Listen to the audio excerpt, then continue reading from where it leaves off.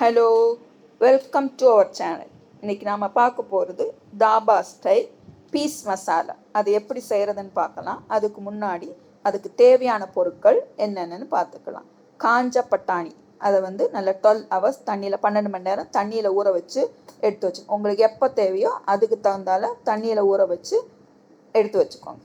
அதை ஒரு குக்கரில் போட்டு கொஞ்சம் உப்பு போட்டு நல்லா வேகிற வரைக்கும் நல்லா விசில் வச்சு எடுத்துக்கோங்க. அப்புறம் மசாலா உங்களுக்கு எவ்வளோ குவான்டிட்டி கிரேவி எவ்வளோ தேவையோ அதுக்கு தகுந்தால வெங்காயமும் கேஷும் எடுத்து கொஞ்சம் எண்ணெய் விட்டு நல்லா வசக்கி எடுத்துட்டு அதை நல்லா ஆறுனதுக்கப்புறம் ஃபைன் பேஸ்ட்டாக அரைச்சி எடுத்துக்கணும். அப்புறம் தேவையான அளவு மசாலாவுக்கு தேவையான அளவு இஞ்சி பூண்டு பேஸ்ட். அப்புறம் தக்காளி, நான் இங்கே 2 மீடியம் சைஸ் தக்காளி எடுத்துக்கேன். உங்களுக்கு அதையும் நல்லா பச்சையாகவே அரைச்சி எடுத்துக்கணும்.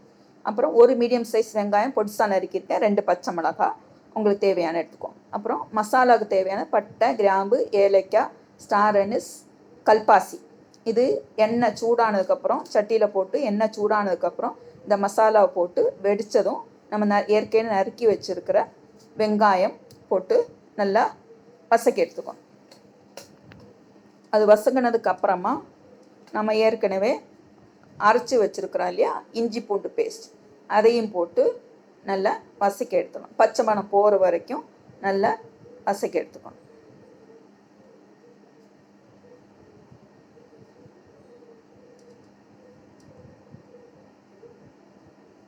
நல்லா வசங்கினதுக்கப்புறமா மசாலாவுக்கு தேவையான பொடிகளை சேர்க்கப்போம். முதல்ல மஞ்சள் பொடி 1/4 டீஸ்பூன், மஞ்சள் பொடி 1 டீஸ்பூன், மல்லிப்பொடி.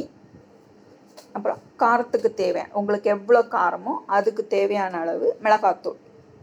காரம் கூட வேணால் கூரை சேர்த்துக்கலாம். மிளகாத்தூள் போட்டு நல்லா மிக்ஸ் பண்ணி அந்த எண்ணெய் பிரிஞ்சு வர்றது வரைக்கும் நல்லா வேக விட்டுக்கணும்.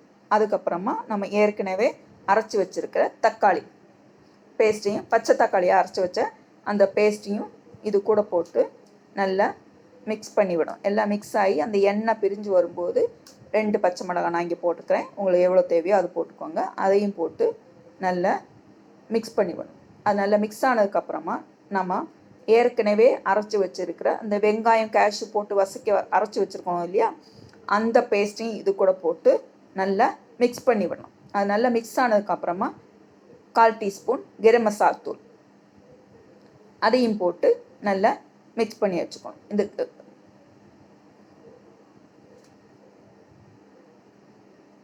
நல்லா மிக்ஸ் ஆனதுக்கப்புறம் வெந்ததுக்கப்புறமா ஏற்கனவே வேக வச்சுருக்கோம் இல்லையா பட்டாணி, அதையும் இது கூட போட்டு நல்லா உங்களுக்கு எவ்வளோ கிரேவி தேவையோ அதுக்கு தகுந்தால தண்ணியும் விட்டு நல்லா மிக்ஸ் பண்ணி உப்பும் போட்டுக்கோங்க. தேவையான அளவு உங்களுக்கு ருச்சிக்கு ஏற்ற அளவுக்கு உப்பும் போட்டு நல்லா மிக்ஸ் பண்ணி விட்டுட்டு அப்புறம் கஸ்தூரி மேத்தி, வெந்தயக்கீரை, காஞ்ச வெந்தயக்கீரை சொல்லுவாங்களே, கஸ்தூரி மேத்தி, அது போட்டால் தான் நல்ல மசால் மனம் நல்ல மனமாக இருக்கும். அதையும் நல்லா பிரித்து போட்டு நல்லா கொதிக்க வச்சுக்கோங்க.